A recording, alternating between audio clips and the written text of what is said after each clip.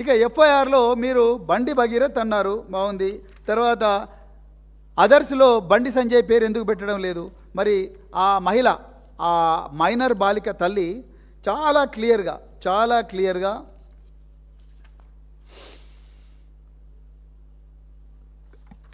Paragraph number 14లో ఆమె చాలా క్లియర్గా బండి సంజయ్ గారి పేరు చెప్పింది. నేను చదువుతాను.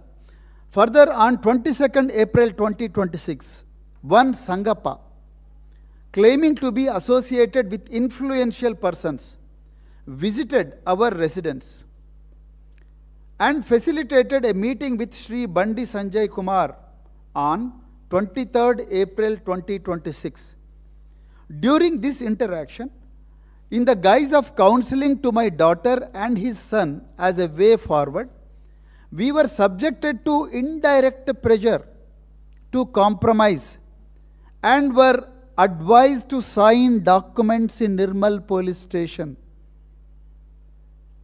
The statements made during the meeting caused serious fear, intimidation and apprehension, particularly considering the minor status of my daughter. ఎంత దుర్మార్గం!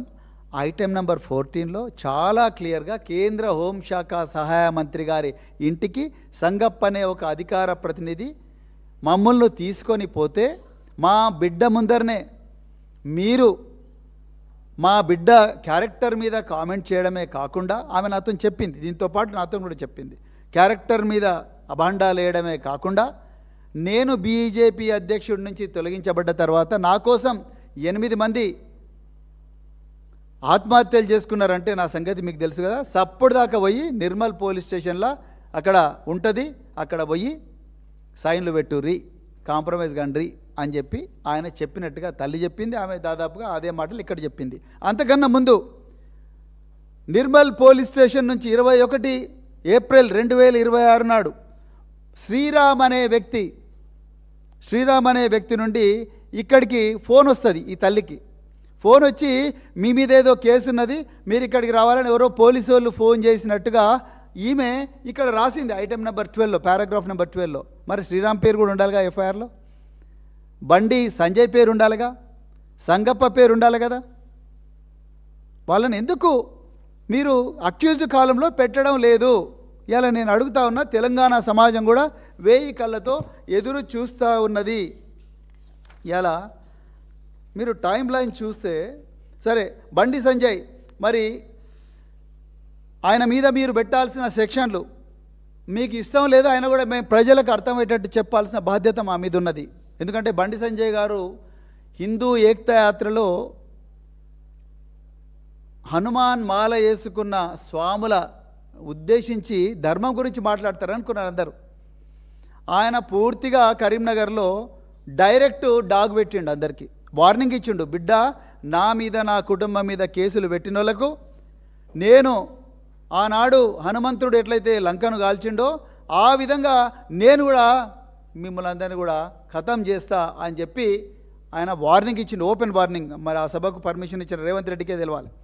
ఓకే, సో బండి సంజయ్ గారు ఆయన చేసిన నేరమైంది 351 Clause 2 BNS ప్రకారము ఆయన క్రిమినల్ ఇంటిమిడేషన్ కేసు బుక్ చేయాలి ఆయన మీద.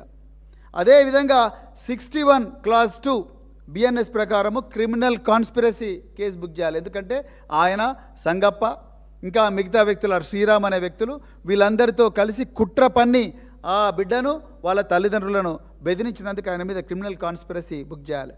అదేవిధంగా సెక్షన్ 3 Clause 5 కామన్ ఇంటెన్షన్. అదేవిధంగా అన్నిటికన్నా ముఖ్యంగా సెక్షన్ 238 BNS.